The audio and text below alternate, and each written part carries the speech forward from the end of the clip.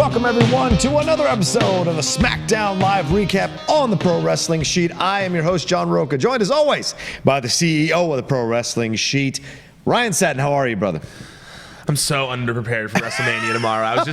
You should be excited that you're going. Oh, I'm very excited. I'm just so underprepared since I made the decision to go at the very last minute. Right. I'm very underprepared. I gotta check in for everything. I gotta buy clothes still. I gotta pack. I'm like hyperventilating just thinking Ryan, about goddammit, you're an adult. Step up to the plate. Step up to the plate. No, I get it, man. Sometimes travel is really weird for me, too. I get my girlfriend, it drives her insane because she likes to prepare 3 to 6 months ahead of time. Yeah. And with these last 2 trips we've taken, I book stuff right at the end, which drives her insane. And so I just have a weird thing about traveling. Like, I don't want to commit to it until I absolutely have to do it. I'm the exact same way. It's just a weird thing about it. It's like, I just want to make sure. I want to make sure. Like, a lot of money. I told my girlfriend, like, we would go on a trip together when I get back from WrestleMania. Like, we'll go on a trip probably next month. And she was just like, well, let's buy it before you go. And I was like, well, let's just buy it when I get back. And I'm like, and she's like, well, what's the difference? And in my head, I think it is the commitment thing. It's the commitment thing. I'm like, well, I need to finish this commitment first of this trip before I start thinking about another trip. Things could change. I'll be out of money. I have to take a loss. I don't want to do that. For some reason, I'll lose all my savings in New York or something. But I hope that doesn't happen. I hope it doesn't happen either. I don't know. Could be some new wrestling shirts. All right. Let's talk about SmackDown. Oh, first, I want to apologize to our fans yesterday. We totally missed 2 segments. That's on me. I missed it on the rundown when I wrote it down, so that's my mistake. It happens, guys. It happens. It rarely happens, but it does happen every once in a while. So it actually hasn't happened that much. It was 2 bigger segments in the show, though. So I did notice a lot of people in the comments were like, they just totally, and I was like, oh my God, we did just totally skip that. Yeah. So it's a 3-hour I also show. apologize for that. I literally right when we walked out of here, I started, because usually how it works is like we record this and then I go write the info for the editor here and for Remsen, and I started writing like what we talked about, and I was like, we didn't talk about that. Oh no, we didn't talk about that either. But also, to be fair, WrestleMania is a very long show that's coming up, and they crammed a lot in. We still talked about a lot of things, but I do apologize. We're going to try and make sure that doesn't happen again in the future. Here's what happened: Ball punched, and he got his promo done, and it's good to go. It's going to be a fun match. He kicked Brock Lesnar in the dick a bunch of times. Yeah, that's basically end of story. We pulled a page out of Nakamura's book, and then we're set up for a match at WrestleMania. Yes. So, and also, we're going to record a WrestleMania preview. It's going to go up tomorrow. We're going to record it after this, though. Yeah. So we'll make sure to get lots of dick-kicking conversation in that as well. We're going to do a Christian Harloff, who does the Schmodown and Collider Live and a bunch of other things here at Collider. A bunch of you guys have been asking for me to get him on one of the shows, so we're going to do that. It'll go tomorrow. Yeah, there you go. All right, let's jump into it. SmackDown Live recap, starting off this thing with the KO show. Kevin Owens coming down. This is starting to become, kind of replace what Jericho had, ironically, since Jericho's one of like Kevin Owens' idols, somebody he worked with as well. So Kevin Owens coming in with the KO show. We saw this with the Charlotte and Becky situation a couple of weeks ago. Now we go back to it again for the AJ Styles and Randy Orton stuff. They had a back and forth. They doubled down on their insults about, being a corporate person versus being a independent wrestler. AJ pulled out the whole being suspended for drugs type thing. I thought he was going to go into the sexual assault of women that he's been accused of as well. Randy has. He's been accused of sexual assault. Well, there was something going on. I don't think he's been accused of sexual assault. Don't get us sued. All right, don't get us sued. I'm sorry. I don't believe that. There are a lot of things that you talk about. I think pooping in people's bags, that's a thing. Wait, there's pooping in people's bags? Yeah, that's more of a thing. Fine. Being what's it called? Going AWOL. That's one thing. Enough. I feel like that's something you'd really hold against him. That's true. He did go AWOL. I don't like that as a military guy. Stay your post. But with the AJ, and then he insulted AJ saying, "Oh, it's great you perform for tens and tens of people or hundreds of people." That versus the thousands that Randy has entertained. So it's go back and forth, and then it got so heated, Kevin just removed himself, and they went at it. That was so fun when Kevin just said, "Well, I know what happens after this," like type thing, and just called someone a bitch. I know what happens after that, and just got up and walked right out. That was so good. Yeah, I've hit my limit. I'm out. Yep, I've done my job. That's my cue. I like this. I also like this. 2 things. First, before I forget it, because I will, that spot at the end was rad. Oh, the RKO. The phenomenal forearm, to the reversal to the RKO. However, I'm kind of surprised I shouldn't say I'm surprised because they did that on SmackDown last night, and it's kind of been something I feel like they've done that in the past, maybe once. I'm wondering what their big RKO spot is going to be because I feel like their big RKO spot has to be coming. Like they have to, similar to like when Seth Rollins went for the stomp against Randy Orton and then he reversed it into the RKO a few years back at WrestleMania. I'm really hoping that there's some kind of innovative, different thing that we haven't seen of like that he can reverse to do a cool RKO because we've seen the phenomenal forearm to RKO now. You know what I mean? We have. So they blew it on the SmackDown. They did it on a SmackDown. So, I feel like I've seen it in the past. Has AJ ever done the step over with the grabbing of the legs and then Randy flipping that over into an RKO? Is that possible? Oh, you mean like if he goes and does? Well, guys, it's been so long. The Styles Clash. Yeah, the Styles Clash. If he tries to do the Styles Clash and Randy curls up and hits the RKO. Would that be incredible? That would be incredible. Oh, that's if he curls up and does that, that would be off the top rope. Why not? Off top rope, that just sounds like someone's going to break their neck. But you could just do that normally. I always thought Triple H should do a pedigree off the top of the cage onto the announce table. The top of a cage? Yeah, I always wanted to see that. That was always one of my... Rocha literally wanted to watch a man die, everyone. Hey, that's a Rocha. It's the next level. It's the next level. We seem to come close. We can't quite get there. But yeah, this was a great back and forth. The good jibes between two professionals and everything like that. And yeah, the RKO spot was great. It gives you a taste that this is going to be a fun-ass match. Yeah, and it didn't dampen the excitement level for the match at all based off that awesome exchange they had before. Yeah. I think it was still maybe not quite as cool as that, but still cool. Still cool. And you don't need much from these guys. They're veterans. We know what we're going to get. We just want a good build-up. Second thing, though, is, WrestleMania is now a few days away. Yes, it is. Kevin Owens. Right. Nothing. Nope. Nothing. Like they brought him back for this? Like, this is what they teased of, like, Kevin Owens is coming back on Raw a few months ago, and this is what we got? See, and I wonder if he left because his way of leaving, and he's supposed to, I'm sure it was scripted for him to leave, but maybe the way he left was like, look, I did exactly what he asked me to do. I set them up to fight. I'm walking out. But I'm going to make a spectacle of me walking out. And I wonder if he did this way. Because Kevin Owens is known for being, at times, Cornette will tell you, he loves to prod when he thinks he's right about something. Yeah. And he doesn't care what the results or consequences are. And so maybe in this moment, because he knows he's not going to do much, it probably hurts him that he has to set up these two dudes to fight when he has nothing to do at WrestleMania. So maybe there's something for him they have planned for him. I mean, to be fair, those two guys have been active parts of the SmackDown roster for the whole year while he was out, and he wasn't even on SmackDown before, right? He was on Raw. So and I'm not saying he's right to do it. I'm saying Kevin Owens' mind. You don't know Kevin Owens' mind. Who knows what's going on there? But I just mean in terms of being frustrated about setting them up. I do think it's very possible that he's frustrated having nothing because he wasn't announced for the Battle Royal. Nope. Nor should he be in that. I think that's beneath him at this point.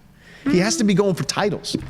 Better than nothing. I would like him involved in the. Is it not better than nothing? Well, in the U.S. heavyweight champ, I'd rather him be involved in that somehow, some way. You know, with the Rey Mysterio injury, I wonder what they're going to do with that. Yeah, because they didn't in the video. It said like that they're going to reevaluate Rey's ankle closer to WrestleMania before they decide if he's able to go or not. That sucks for Rey. I know. I really hope that he's not out of the match, but if he is, what if they have Dominic just replace him?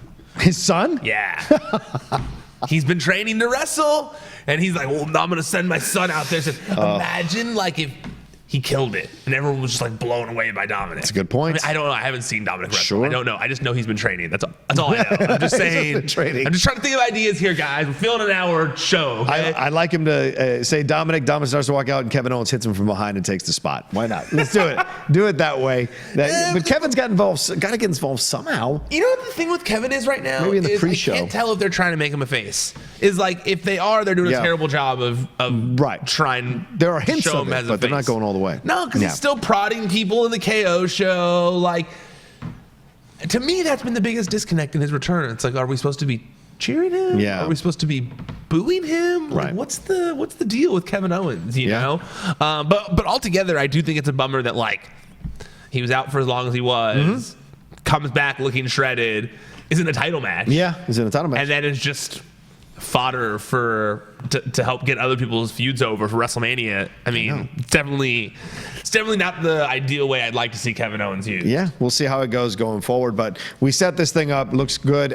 We move on to the 8-man tag match with all the Usos with Aleister Black. I think it's Shane Black. Aleister Black and Ricochet versus Nakamura, Rusev, and Cesaro the Bar with Sheamus there. Liverpool supporter. Shout out to Sheamus, who showed up on NBC Sports on Sunday to cheer on Liverpool taking on Tottenham. He's one of the in live studio guests with them there. They set up in Boston. Sheamus was there to promote it. Pretty incredible to see him getting involved at this level with the WWE and the NBC, because I think isn't USA owned by NBC, so it makes sense to connect there, so you can be on an NBC show. It's what's it called?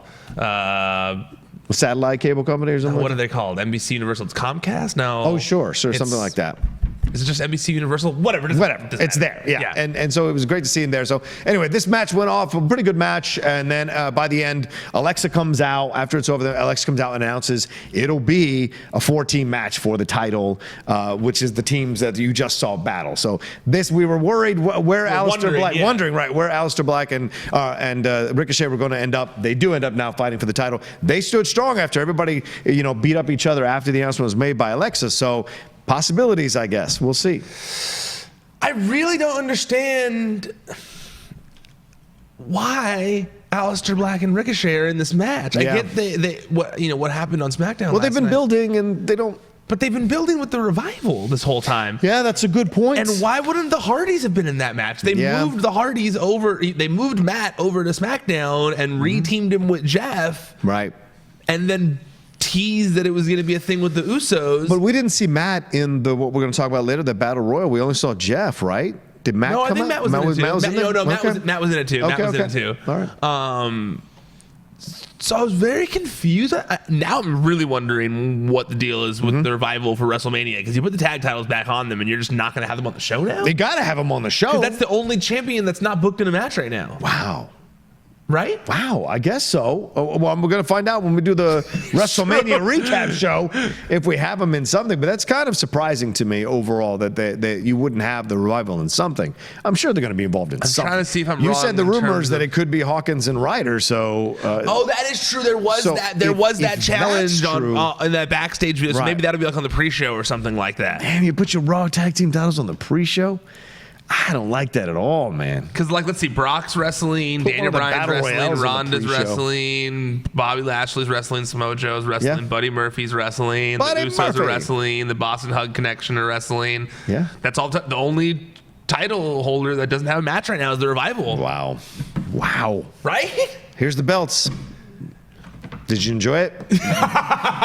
Wow. That really is how it looks. It's like, there you go. Yeah. There you go. You got your, you know what? Walk out now. We're going to do tons of tag team feuds now. Yeah. Just not involving you. Just without you. Yeah. Here's the belts, and here's tons of tag feuds. Thanks for re-signing. Yeah. Well, thanks for not leaving. Thanks for not, There's nothing for you. Yeah, it's weird, dude. I don't know if there's something Put that on your tights. I'm wondering if there's just maybe a bigger plan for them, some kind of special appearance thing where they come out complaining about how there's no match. But like you said, I forgot. Could the Hardys come out? No, I forgot. Like you said, Zach and Kurt Hawkins challenge. I bet you that's on the pre-show. I bet you that's added to the pre-show. Wow. Right? Because there's only right now on the pre-show from when I looked at it, and we're going to do the WrestleMania preview later, but from when I looked at the WrestleMania card, I think there's only 3 matches on the pre-show right now. Yeah. There's the 2 Battle Royals and the Cruiserweight title match. Yeah. So. Wow. All right, let's move on here. The Iconics came out. Everyone, Ryan's favorite team. They came out. They addressed the WrestleMania stuff, did their promo. Apathy is too strong of a word to describe how the crowd reacted to it, but it was a good promo. You can't argue that. They got their case across, pointing at the thing, and made me super scared that the possibility existed they could walk out of that thing with the belts. Someone tweeted at both of us, was like, I just want to have this happen for Rocha's reaction. I do too, to be honest with you. I honestly, for that same reason, I whoever tweeted that, I'm on your wavelength, bro. Again, I have nothing against Billy Kay and Peyton Royce as people. I'm doing analysis of them as professional wrestling entertainers. They seem like they're nice people, and they've worked hard to get to where they're going. I want it clear, because sometimes people blur the lines when you have a little bit of criticism. I just don't think they're good in-ring workers. That's my opinion. Aaron Turner and I go at it all the time on text over it. You didn't like this promo? I like this promo. I said it did a good job. I said it when I introduced this segment. I said it did a good job.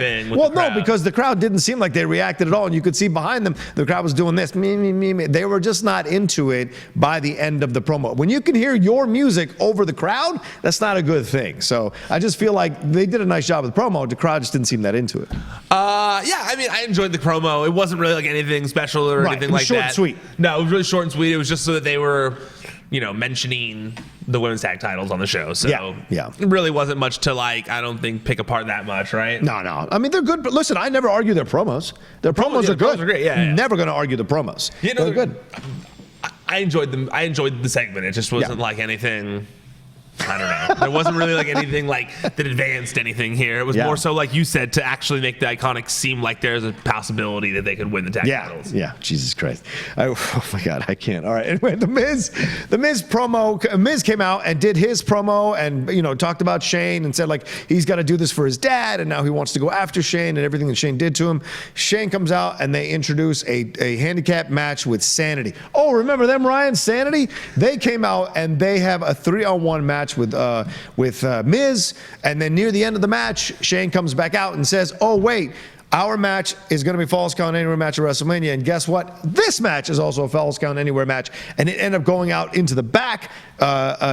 Miz was fantastic in this match, I thought, all the way out in the back, and then did believable work on Eric Young. Loving Eric Young and the quiver. The quiver is always good. When you can work the quiver in, you're doing good stuff, and he gets pinned, and Miz walks away from this one the victor. That's pretty incredible. Really? You felt pretty incredible about this? I like this. I liked him fighting these three guys. I felt bad for Sanity. Because nothing says you can't do the job, then three of you losing to one dude. That's how especially in a hardcore match. Seriously. In a hardcore match, which those three guys have had numerous years of experience. And they were in that War Games match. Yeah, War Games, yeah. That was how I felt about it while watching it. I had a lot of feelings on this one. I felt like, The Miz is doing his best to be a face. Sure. People are enjoying it, so I'm not going to knock it. I am having a hard time getting into face Miz because, cool, you're a dad. Cool, you love your dad. I don't know. That just doesn't make me everyone loves their dad. Right. Well, not everyone. I shouldn't say not everyone. I know people who don't love their dad. Yeah. I take that back. Not everyone. So I'm sorry. Don't Bieber outrage me.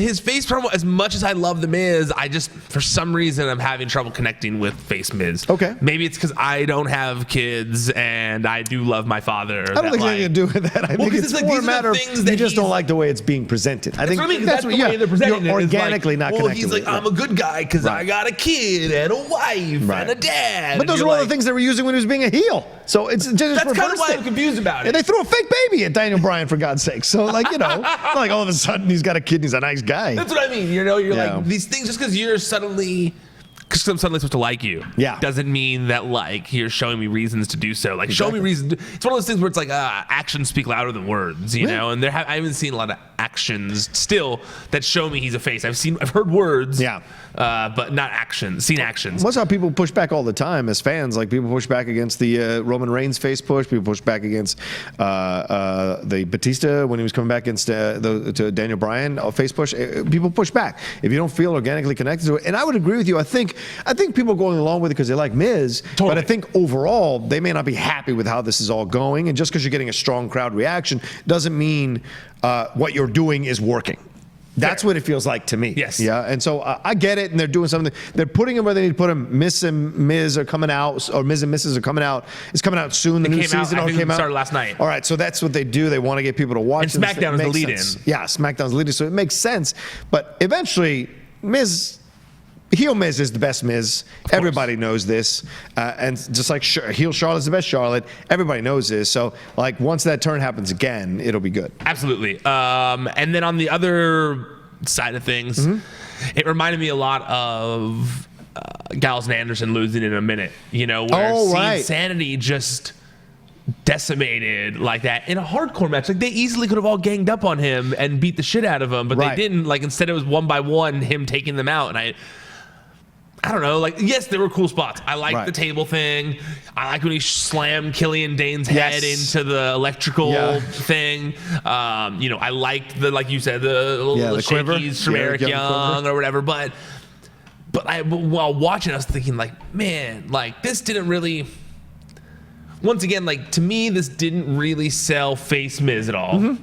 It showed that he's angry, but I don't know if it sold Miz as a face anymore, any differently. He's too much of, like, he's got an elitist face. And so having that face, we're not going to 100% go over with him as a face. We like to boo him. We like to cheer him as a heel. And I think that's what's confusing for you, maybe, and some other fans. Like, no, you don't have to do this. We're already in his camp. Yeah. You already launched a show when he was a heel. You don't need to do this. Like, it's not necessary.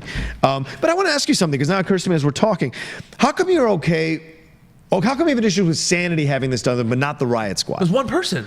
Yeah, but if Becky was to beat up the entire Riot Squad, would you think that was terrible? Well, because essentially the same thing. Not Ronda, because Ronda can beat up anybody. I don't think it's it's not comparable. I wouldn't say it was the same thing, because the Riot Squad are used on TV every week. They're featured in prominent positions. So the parameters of this, they're like never used. Right, the we don't context see them on is TV different. for a year, and then it's like, oh, you know what? We do need you. To lose to one person. Right. And also, the difference also here to me was the hardcore aspect of things. They easily could have all ganged up on him and beaten him up. But Miz is smarter than the three of them in a hardcore match. You're telling me they all couldn't have three-grabbed kendo sticks that are apparently always under the ring and just wailed on him?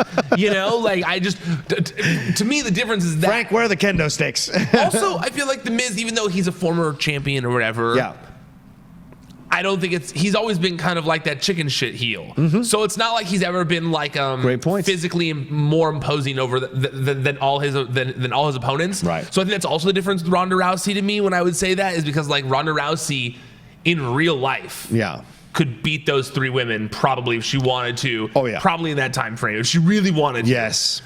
I don't really believe, I know this is a scripted setting, but, like, in terms of believability, I don't believe that if The Miz was fighting Killian Dane and Alexander Wolf and Eric Young in a no holds barred, like, where there's no rules, I don't believe he could ever in a million years hold his own.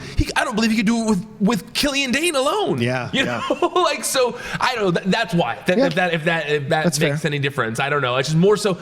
I don't feel like the Riot Squad, or I feel like when you have like that kayfabe tier list or whatever that they used to always do on Reddit, you know, the Riot Squad is firmly implanted in their position. Right. Sanity is. No, you're right. The context of it is different. Yeah, I get your point. It was essentially a Princess Bride handicap match, right? Because you had Inigo Montoya Vizzini and whatever the name of the giant was for Fez. Was it Fez? It's something that starts with Fez. Yeah, something like that. Fez. Yeah, there you go. Well, Becky Lynch arrived as this whole thing was ending, as Miz confronted Shane in his limousine.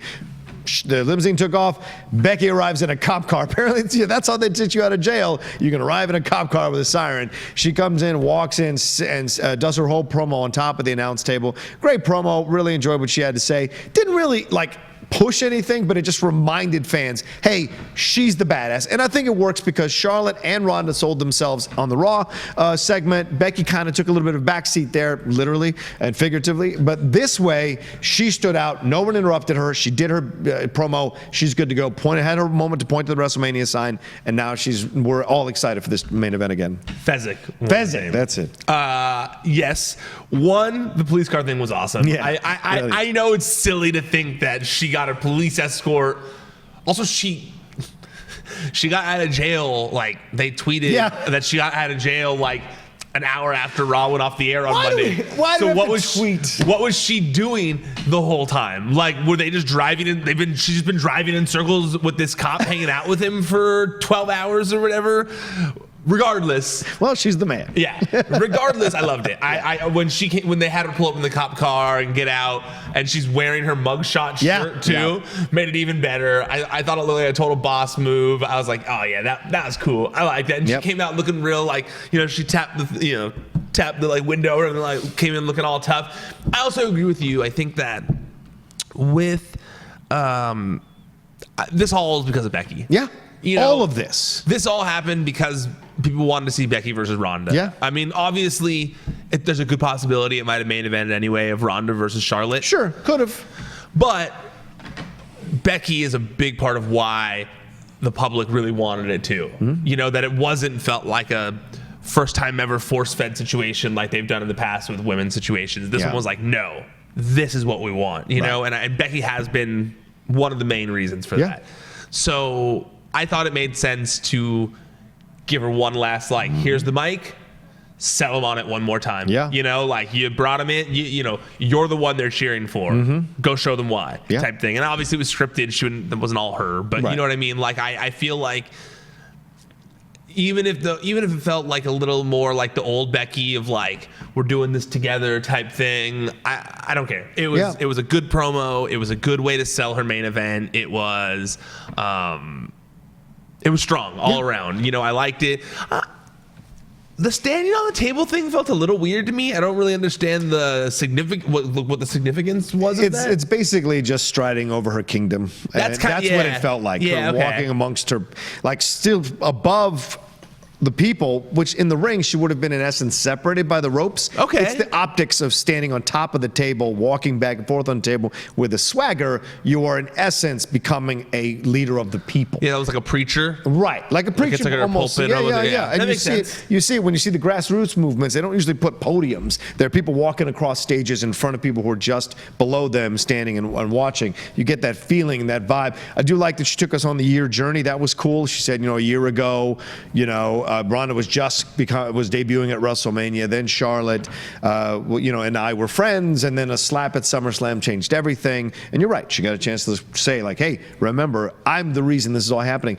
And I thoroughly agree with you. I know that, and a lot of respect to Charlotte, her posting that she'd been talking about main eventing WrestleMania, women should main event for years, sure, but I don't think it wouldn't happen without Becky pushing this thing and becoming, like, taking it to the next level. You needed that little bit of extra something to take it to the next level. Who knows in an alternate universe what creative could have done with Ronda and Charlotte? I just don't think where they were at, it was going to necessarily main event. With Becky, it had to.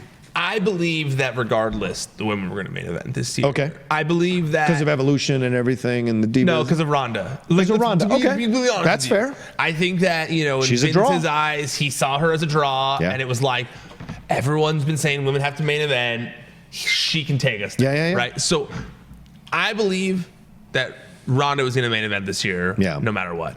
As long as she was good. As long as she didn't totally shit the bed when she wrestled at WrestleMania last year. True. I think the plan was always, in Vince's mind, for Ronda to main event this year. That being said, though, I think that Becky is the one, like I was saying, who made the fans feel like it was organic. Yeah. Who made the fans feel like it wasn't something being forced on them. Because I do think that if it had been Charlotte versus Ronda in the main event, I believe people would have been like, of course, you know. Could have been a Roman Reigns situation. It could have been a Roman Reigns situation, right. You know, like a Roman Reigns versus Brock. It would have literally been like the same thing. Again? You know? It would have been like, really? So now it's just like the person you're trying to shove down our throat in Charlotte Flair versus this MMA person. That's what it would have been. Yeah.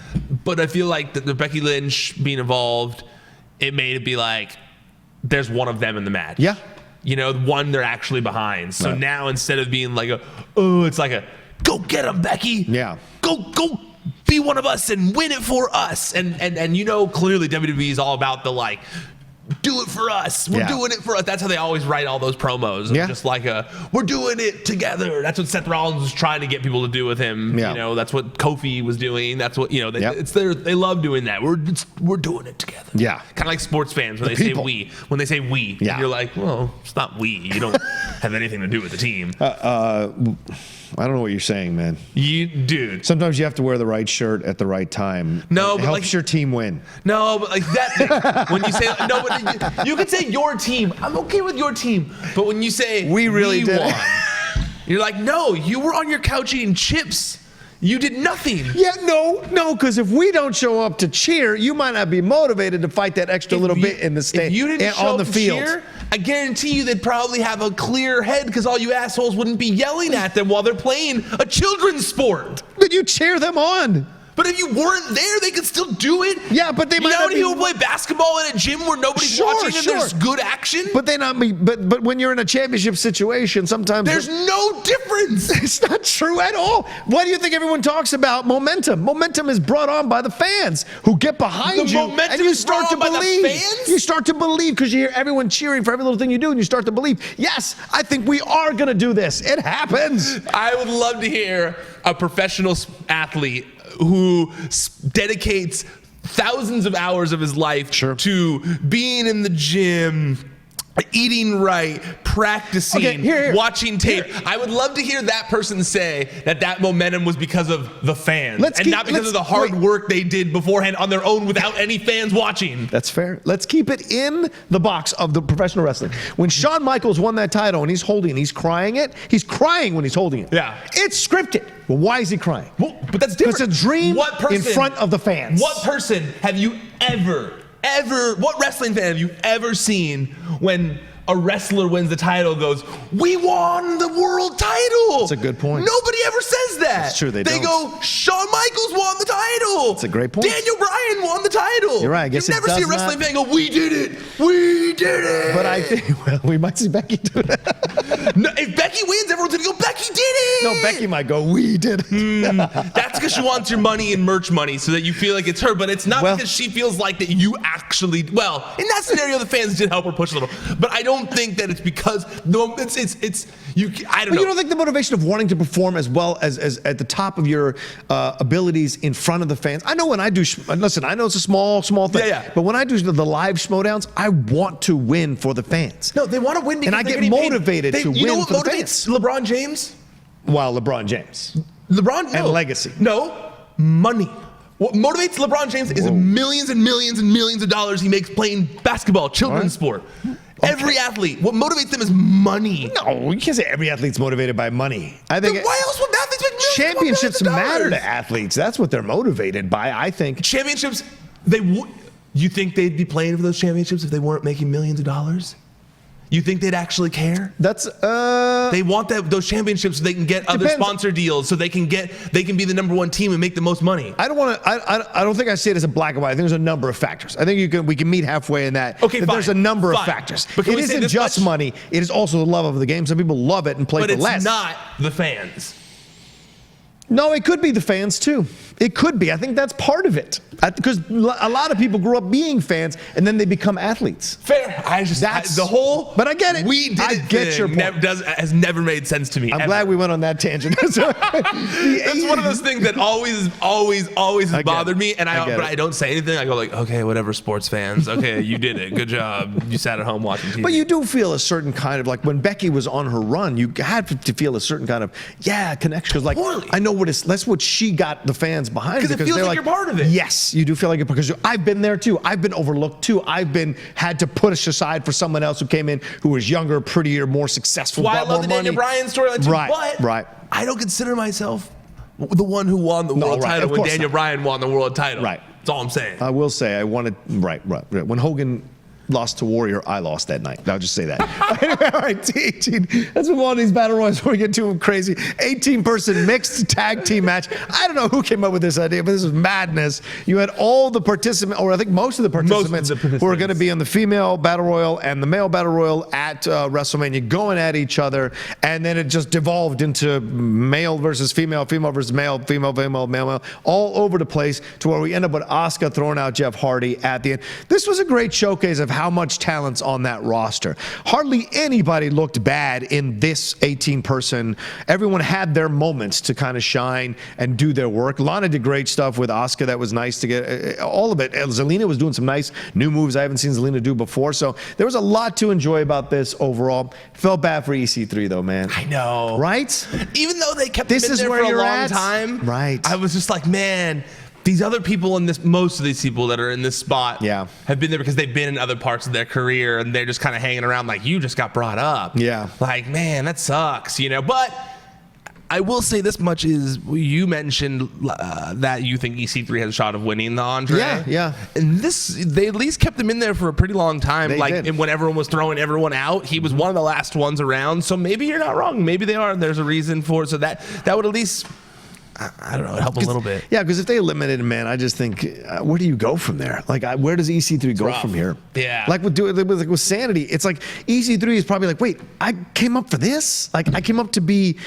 an afterthought and all this shit? Like, I should be where even heavy machinery to a degree, like they had a little bit of a push and now they've kind of receded back. You don't know what they're going to do with them. Here's my question though, and we were talking about this yesterday. Is like, and then one more thing, but yeah, we'll talk about it. Well, but I was going to say is like, you talk about like being frustrated. Yeah.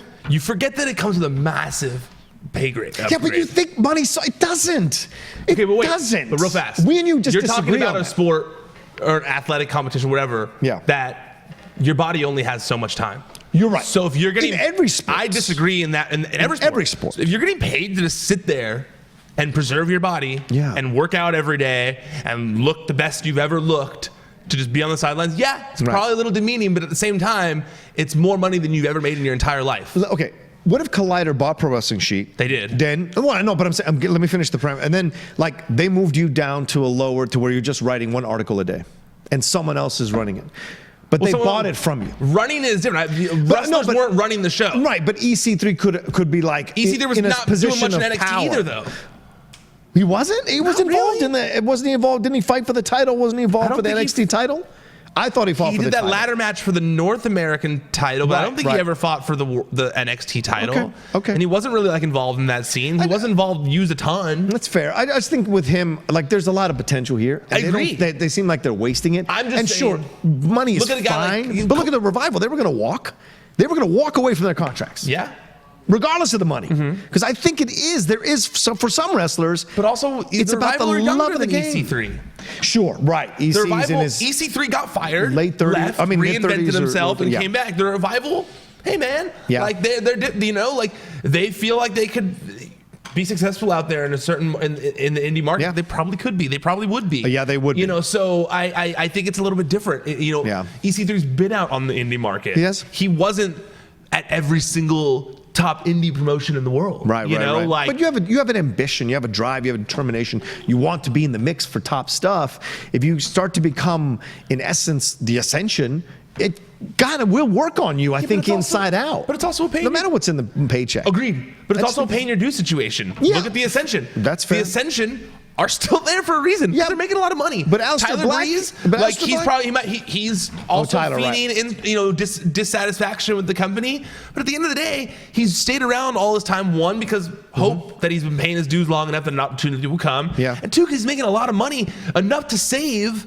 to be able to make that decision in a few years, to make that, after a few years. I think that for me personally, I worked at a place that I was not happy with for years. I worked at TMZ for 7 years. You think I was happy for 7 years? I don't know. Was it a good paycheck? It was a great paycheck. So you weren't happy though. But I stayed. Right. Is what I'm saying. Because of the money.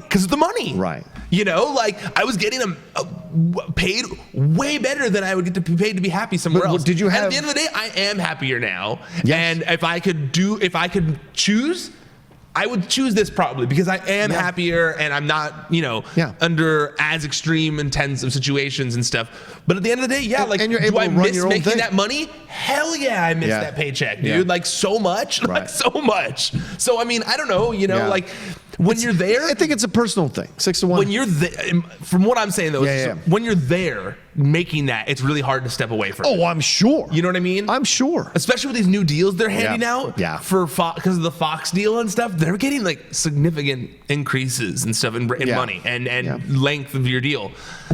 And they're still wrestling on house shows. Yeah. So it's like, it's not like they're not wrestling. They're wrestling. It's just they're not being pushed in. They're not being pushed. I don't know. So we'll see. Yeah, we'll see. It's a good conversation, though, I think. But wait, I wanted to get back to the Rumble. We got sidetracked there because of the leaving situation. Yeah. This Battle Royal situation. It's funny, when it started, I was like, what the hell am I watching? What is this? It was weird. But then I think because it's the thing that you said, because there was so much talent in the match, that it did start to become really entertaining. I literally put my feet up on my coffee table. I was like, oh, this is going to be fun. I'm going to enjoy this. Like, when it started, I was like, oh, man, what? And then I just sat. I was like, oh, this is going to be fun. Yeah, everyone's going to get a chance to shine for a few seconds. This will be great. It's exactly how I felt about it. And I was like, oh, and they're having the women hit the men. Yeah. Like, there was a little bit of action in that regard. Yeah. That was my exact reaction. I looked at it with a skeptical eye, like, oh, great. This is how they're going to waste the go home on SmackDown with an 18-person tag match where everyone just running in and doing random shit. And then I was like, oh. They're gonna end the go home to SmackDown with a battle royal with 18 people just doing a bunch of random shit. Cool, I like this. I liked Nikki Cross and I'm sorry, not Nikki Cross. I liked Naomi. Zelina. Oh, Zelina, yeah. and Shelton, right? Wasn't it Zelina and Shelton? Yeah. Or no, wait. No, it was Mandy Rose. Was it Mandy? No, who's the one that jumped on Shelton's back and then they rolled out together? Was it Nikki or was it Zelina? I think it was Nikki. It was one of the two. Whoever it was, I liked. Okay. Now I'm trying to remember. Damn it. Because I like that they did push that whole Mandy Rose with what's his face from Heavy Machinery. We finally got Otis and Mandy on the main roster. Whatever he did, and that was a good little back and forth. And then Shelton threw him out, and then eventually, and then Mandy got thrown out, and it ended the way it did. But it was Nikki Cross. Oh, that's what I thought. It was Nikki. It was Nikki Cross. Yeah. And then we got Lacey interrupting in the middle of the match for no reason at all and come out and do her thing. I mean, talk about wasted. I don't know what's going on here, man. Exactly, but you don't want that. If you come out, you don't. It's I'm kind of into it now. You are? I'm kind of into it now. Oh, Jesus Christ! I mean, we're finally there. It's gonna. Which is now it's done. Like we're WrestleMania here. It's gonna. What is she gonna do? WrestleMania? Walk out? No, I mean, whatever. This whole build-up thing has been, it's got to be done after WrestleMania. Like, they're going to start putting her in matches after WrestleMania. You think? This was just to get the crowd acclimated with her this season of WrestleMania, a time filler. There's all these rumors that she's getting this big push after WrestleMania. I believe it. Okay. They've clearly been investing time in her. Yeah. She's a great story. She's a good role model if they want to. She's obviously going to be a heel, but... works the red state stuff because she's a former Marine. Makes sense. Not even that, dude. You should listen to her interview with Lillian Garcia. Yeah. Her story is, man, it's intense. Okay.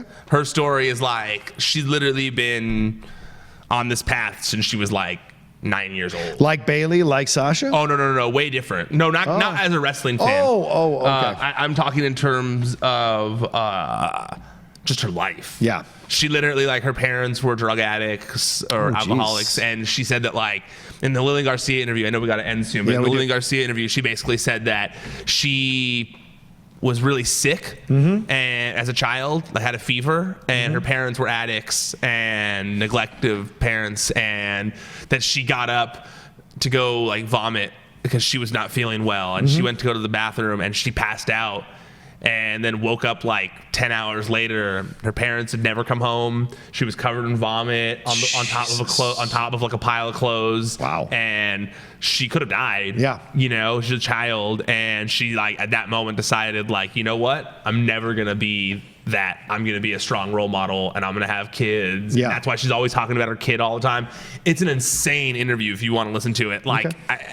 Insane. Like, her dad died a few days before her tryout. Right. Like, all this crazy stuff. It's crazy story. So I think she's a good role model just because of some of her values inside, not necessarily the red state stuff of just her as a person. Well, that's an element of it. I'm sure I know. Yeah. But just like great story that could be utilized. But she's gonna be a heel, so obviously that's not the path they're going but down. when they do face, maybe they will be. Ali versus Joe was next. I'm still gonna say Mustafa Ali. I know, me too. Me if you want, come at me if you want. I don't care. Mustafa Ali versus Samoa Joe. It's one of those situations where, like, Cody is technically Cody, but I still call him Cody Rhodes. Yeah. I'm with you. I feel like if we all just continue to call him Mustafa Ali, they will have to go back to it. This is not a Cassius Clay Muhammad Ali situation where Muhammad Ali is telling you to call him Muhammad Ali. This is the WWF telling you to stop calling him Mustafa and just call him Ali. Maybe they're trying to evoke that Muhammad Ali vibe by just calling him Ali, like that facial recognition to it or the sound recognition to it. But I think I don't like it. I think it's a mistake. It's slightly racist in my opinion, saying, oh, Mustafa is an issue. It's just my opinion. I don't like that. So let him be what his name who is. knows? They drop lots of first names. That's the only reason I don't think it's fair to say it's a racial thing, because they drop tons of first names. Antonio, that's not really like a racial thing, you know. Oh, with Langston, right. you know, like they love dropping just one name from someone's situation. So I don't know if it's necessarily a racial thing. Michael the Miz, as right. more so the Ali, like you said, where like maybe they feel like it's like a recognition thing, like that's Ali. You know, I don't agree with it either, though. I feel like they should stick with Mustafa Ali, but I do think that if we all just continue to call him Mustafa Ali, it's kind of like Apollo. Everyone continued to call him Apollo Crews. That's they true. eventually put it back. Yeah. So I'm just going to keep writing Mustafa Ali on the website. Sorry, everyone. Hashtag bring Mustafa back. This was a good, short and sweet match. Mustafa, like we said a few weeks, it doesn't matter if he wins or loses. Mustafa is so over with the crowd, nobody cares. They want a great show. We'll see what happens at WrestleMania, where he's involved in WrestleMania. But Samoa it's a good match. You're going to put him over. Samoa's a threat, everything like that going into WrestleMania. I don't know if I quite agree on that anymore. Okay. I feel like because of everything that's happened with Kofi, all that momentum Ali had went to Kofi. Like, I feel like his time away. For now. You know, the injury, But wouldn't the time you love away. to see if Kofi wins it, a Kofi Mustafa program would be fantastic. I honestly wonder if they're thinking of turning him heel, and that's why they changed his name. And that they're setting it up now so that he can be like, that should have been me. And they're like, Ali, how could you do that? And that's why they didn't want the Mustafa name there, because Mustafa Ali is a good guy. Yeah. Ali is a bad person. You know, I don't know. That's my guess. I don't know that, but I was wondering that too. I don't know that. Could be that something. was my guess. But I feel like he did kind of need a win. I feel like because of what's happened, it seemed that they were trying to get a whole new like color scheme thing over for him. Now he's, instead of Mustafa Ali, who was purple, he's Ali, Mustafa Ali, who had all the blue stuff. Yeah. Now he's Ali, who's got all the purple stuff. Right. You know, so royalty. As much as I like him wrestling Joe, a fun match, I felt like he needed a win here. Okay. And I do feel like he kind of needed a win. Yeah, and we might be at that point where the fans are like, you got to win at some point. Yeah. You know, contract signing here, we had Daniel Bryan versus Kofi. This was a good program back and forth between them, back and forth, like Daniel saying, let me school you on this or that. Of course, like we've said, the fact that he's on the other side of this thing now. But he did have interesting comments that Bryan was making. Hey, don't be like him. Don't just settle for anything. Don't just, be apathetic, blah, blah, blah. And Kofi shut him up and said, I did what was right. I did the thing. 11 years waiting. Let me school you, blah, blah, blah. Great ending. Crowd totally into it. The Kofi Mania thing, I always hate it when they hand stuff out to people. Me too. It's so manufactured. But because the crowd will tell you if they like something or don't. You don't have to make them. And they were really behind Kofi, which is great to see. So, I mean, of all the improbable things walking into this WrestleMania, including the women's triple threat match and Becky coming out of nowhere from SummerSlam to become what she's become, this is probably the most shocking thing for me, to see someone like Kofi, who's been generally regarded a fun, enjoyable mid-carder who can't quite get there, to all of a sudden be in this position to win the belt. It's just incredible for me. Absolutely. Yeah, absolutely. I loved this segment, and I felt like we've seen a lot of like Kofi sitting back in all these promos. Like he's been acting very Godfather-esque, where he just listens, and this time it was like finally he was like, no, like, and he finally had something to say, which I thought was a good touch. You weren't watching it live, right? Yeah. Well, no, you mean like live on? No, because it's a West Coast. Yes, but I mean, like, you were watching in the office today. No, I was rewatching it today. Oh, you were in rewatching the office? Today. Yeah, I watched that's it what I do too. I was wondering because when I was watching it live, I was like so nervous because I know they don't have the overrun on SmackDown, right, yeah. And Daniel Bryan was talking for so long, and I kept like glancing at my phone, like, God, are they gonna let Kofi say anything? Like Daniel's going off here. So I was very nervous. I always forget about the overrun stuff. I always forget about it. No, I just watch. I'm like doing so many things, and I'm typing, and I'm like, why? This is about to end. Yeah, Kofi better do something. So I was a little worried about that aspect of things, but then they pulled it off. I loved the Kofi promo at the end. I thought he spoke from the heart. I thought that it definitely sold their match in a better way. Not in a better way, but it just continued with the selling of everything. I didn't necessarily love Big E still kind of being all jokey behind him when they were acting all serious. And doing the dancing and everything. But I get it. That's like their thing. So, it didn't bother me that much. But I really am looking forward to their match. I think it's going to be a good one. I definitely If Kofi wins this belt, do you see him turning heel a little bit down the road, like 6 months down the road, if he keeps it? No. Okay. I don't. He's too good of a face. Yeah, people love him too much. Heel Kofi, I don't see. He's always been such a good. He's been a natural baby face. It'd be weird to turn him heel. Agreed. I do foresee them splitting up New Day eventually. Yeah, you've been saying this. You've been saying. Well, no, so I don't think I've been saying that very often. No, you've been saying that you want them each to get a singles push, is what you're saying. Yeah, that I would like. But I wouldn't be surprised. I mean, it's WWE. I wouldn't be surprised if Big E turns on Xavier or on them, and it's like, we got you that title shot. You didn't earn that title shot. It's an easy one to play off of. As much as I love New Day, it'd be a fun route to go. And he's played heel many times. Big E. So that's how he came in, as a heel. So it'd be something to see. All right, that's everything we broke down on SmackDown Live. Send-off show going to WrestleMania. Thanks everybody for watching this recap. We always appreciate it. Ryan, want to tell them where they can find everything? Well, also, we're going to be posting a Raw recap. Sorry. We're going to do a WrestleMania preview for those of you who've been asking. That'll go up Thursday morning. This is going up Wednesday, right? Yeah, Wednesday. So that'll go up Thursday morning. So make sure you guys check that out as well. You can watch that while I am en route to WrestleMania this year. I am very excited. A good time, Ryan. I paid for it myself. It's not like anyone sent me. You could have gone. I don't have that. I don't have that money rolling around right now. After London, I have. I was just gonna say, I was like, you did just go to London alone, and I didn't get an invite to be your guys' MC or opener, John Rocha. That'd have been great. But I'm gonna be out there. If you guys see in person, make sure you say hey. I would love to say hey to all you guys who watch the show. Snap a photo, whatever. Please come up and say what's up. I love meeting people who watch the show and who listen to the podcast. So if you see me out and about, don't be shy. Come say what up. Gladly have a chat. It's gonna be a fun WrestleMania weekend. I love interacting with all the other wrestling fans that are out and about throughout the weekend. So like I said, if you see me, come say hi. Even if I'm far away, say what's up. I would gladly wave back and yell what up back. So what's up? What's up? One of the best parts of WrestleMania weekend. So also check out ProWrestlingSheet.com. That's where you can check out the stories that we put up all throughout the week. We just posted before we started here that Jim Ross officially signed with All Elite Wrestling. The Usos signed new contracts. All sorts of stuff's going on. Lyndon McMahon was backstage at Raw this week for the first time in years. Wow. Make sure you guys check out all the stories there. It's at Wrestling Sheet on social media. If you want to watch the videos, if you're listening to the podcast and you want to watch us on video, it's youtube.com/C/Wrestling Sheet.